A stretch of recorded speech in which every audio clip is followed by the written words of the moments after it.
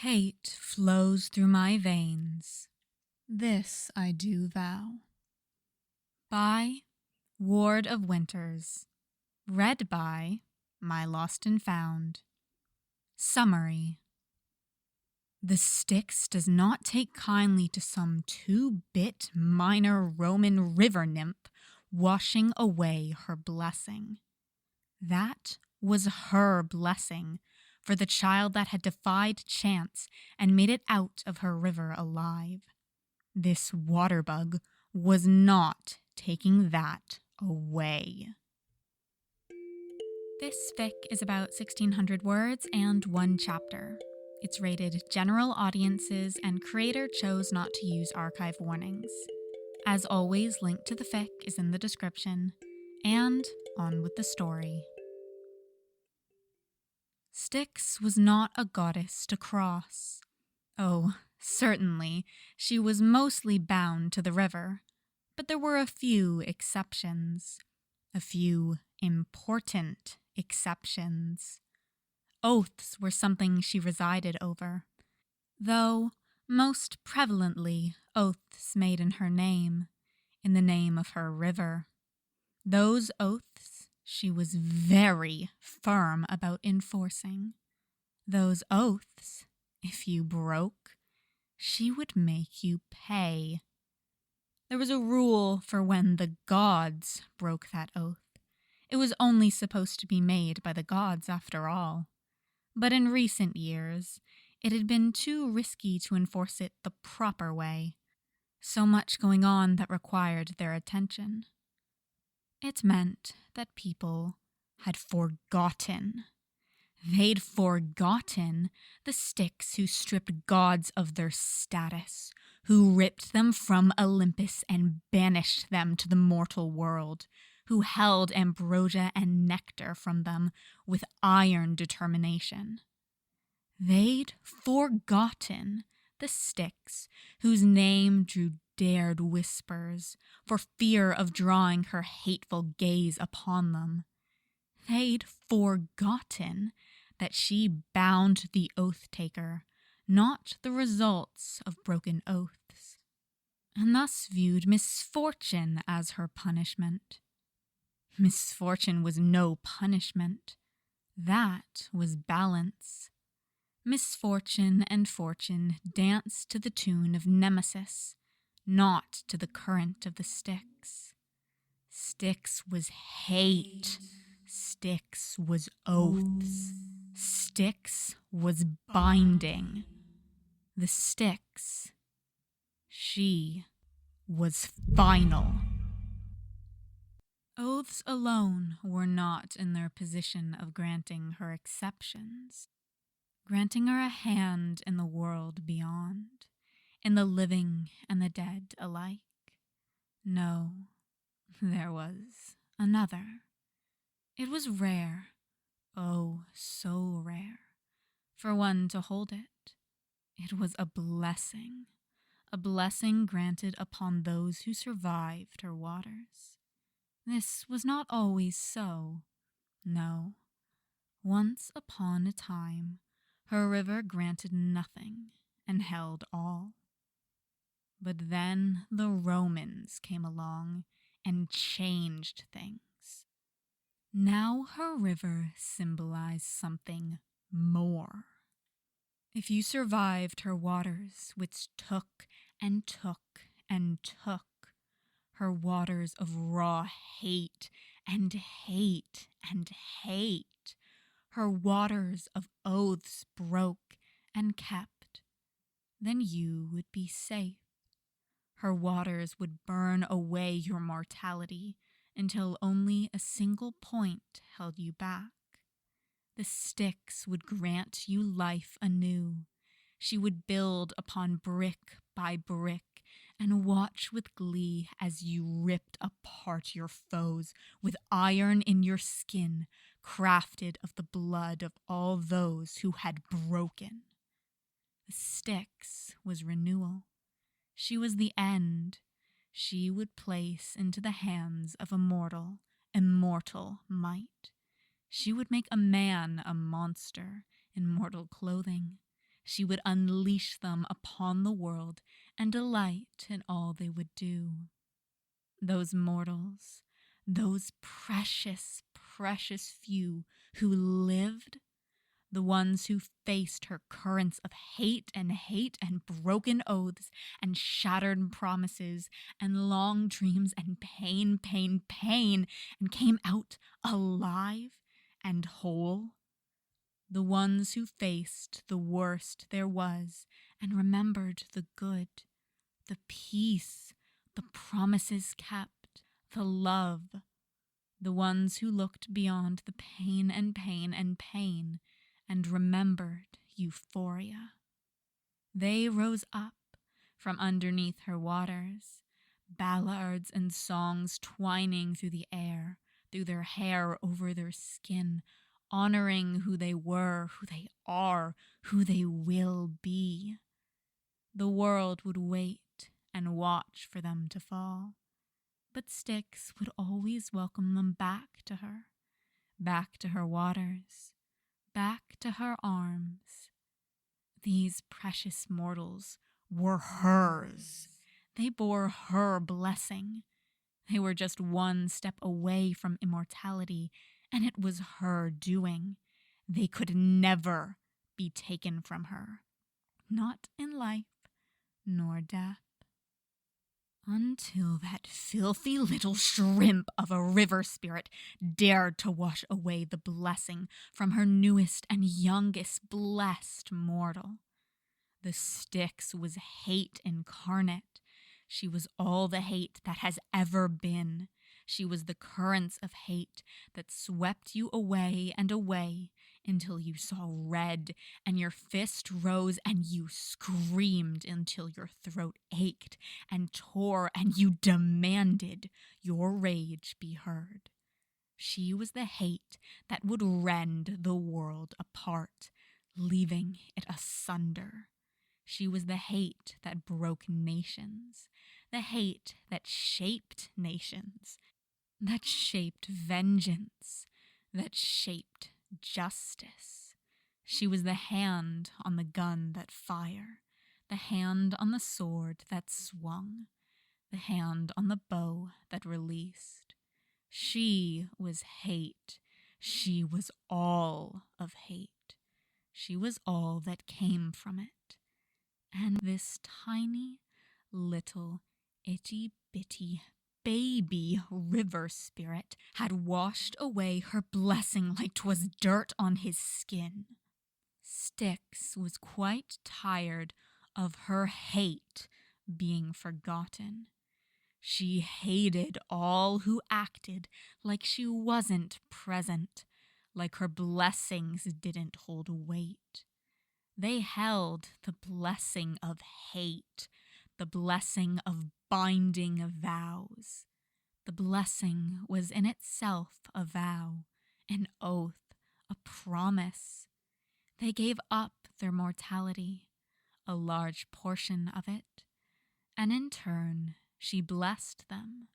She cradled their forms in her waters and watched them be reborn.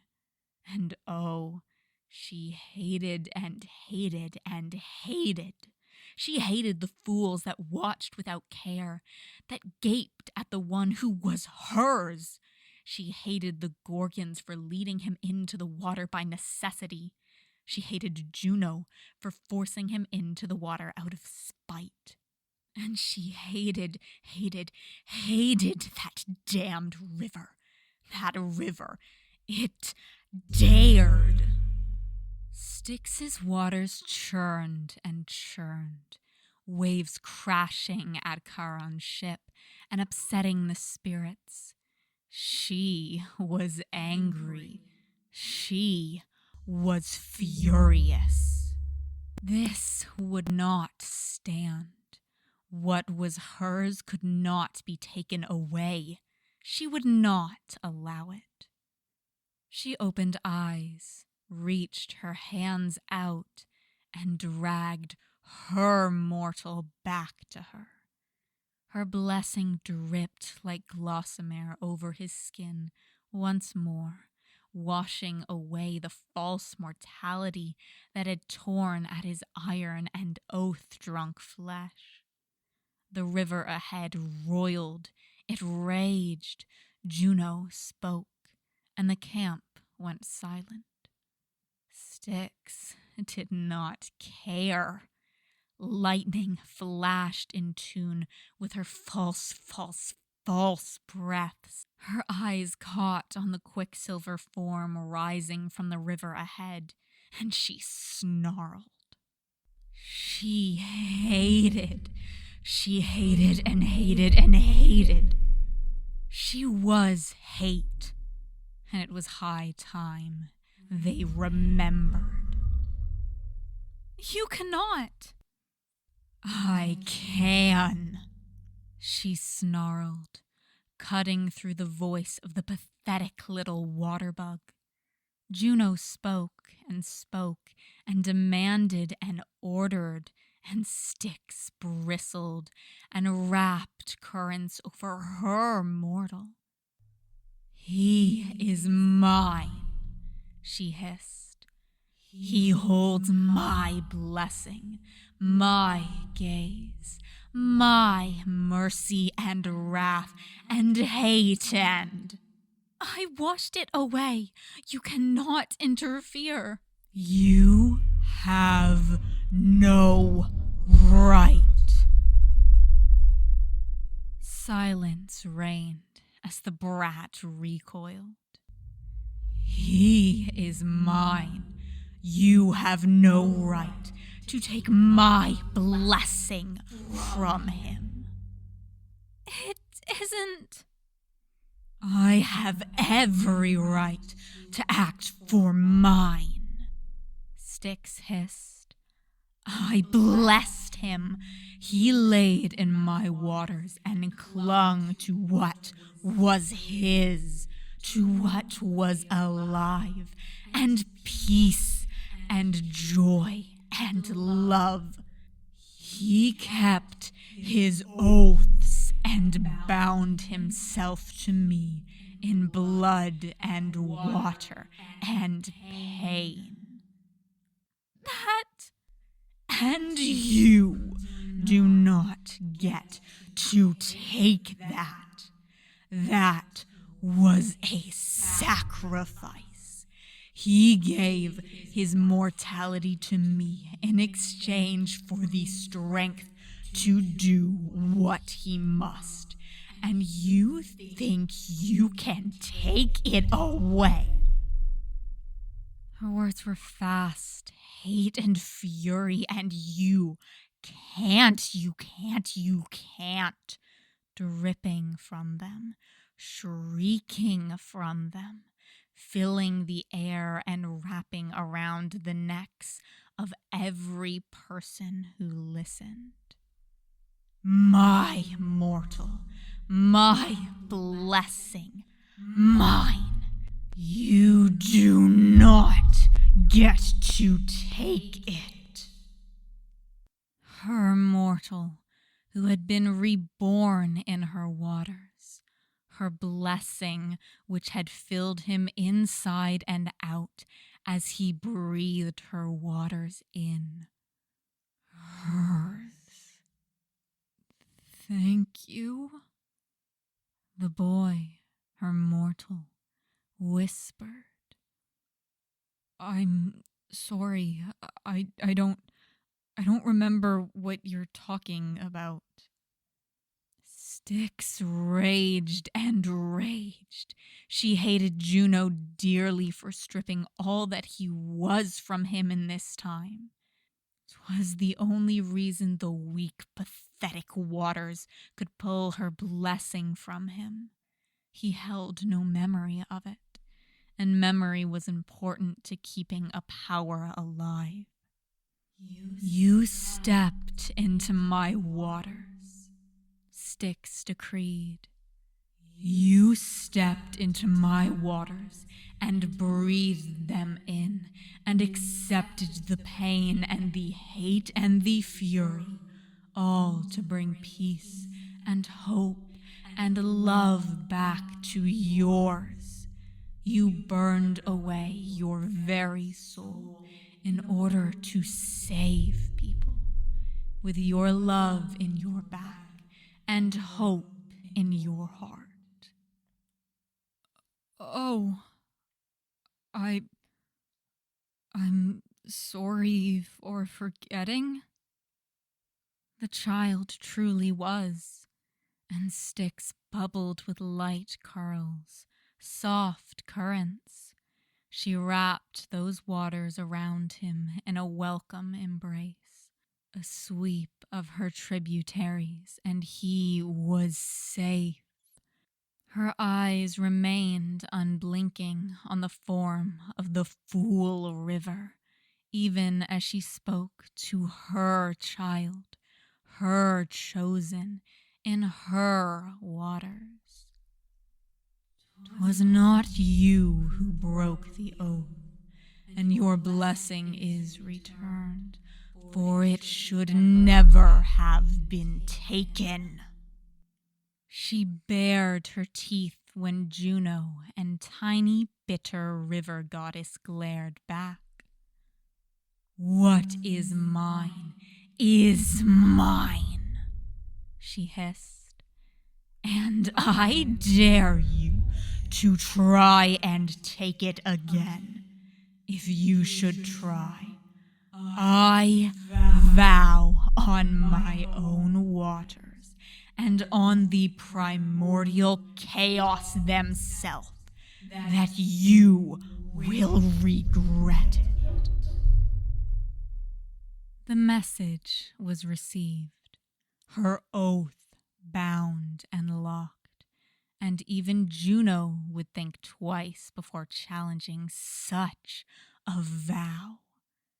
She lingered for a long moment on her blessed mortal.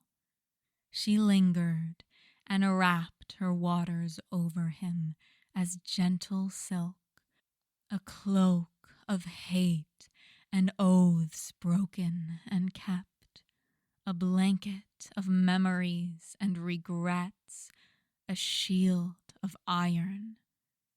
With one last dark look at the waterbug before her, she released her blessed mortal and let her waters return beneath the earth, beneath the living grass and soul-filled soil, beneath the persevered life forms and the shattered souls, and finally deep within the dark mists of Erebos, by the gates of Hades. Her mortal was back in place, her blessing confirmed once more, and now he remembered her. It would not be stripped again. Styx's waters gleamed in the hateful glee that rose with ripples of rage. She was not to be crossed, and it was about time they remembered. And that is all for this podfic. I love this fic. It is just, the vibes are spot on. And I don't know even the word to use, but I was so wanting to find a way to convey some of what I felt through this podfic. So I messed so much around with voice effects and recording so many lines over in different ones to layer them. And I cobbled together a new kind of effect, which I used on my microphone and tapped, tap. But because it was reverb and echo and I pitched it down afterwards as well, it got those booming sounds. And I hope that the vibes are there, but it's still legible. But I just love this. I love this fic, and I love this author. They have a really amazing Percy Jackson fic that's so long, and a podficker that I have talked to before in the Discord, podfic podficking Discord, like started podficking it and had like lovely cover art for it, and it's just like they're so great, and I'm so happy I got to podfic this little fic of theirs. It is short, it is it's got that like something powerful about it. I love it, and I had so much fun doing this, even if it took much longer than this recording length. Like, oh my goodness, I've been here for maybe an hour. But I was very happy to do this, and if you want to check out the author, their links to like Tumblr, Discord, and all that are linked below, along with the fic. So if you enjoyed, go leave a kudos, go leave a comment, whatever you can. Check them out if you want. Anyway, that is all for this time, and I will see you guys next time.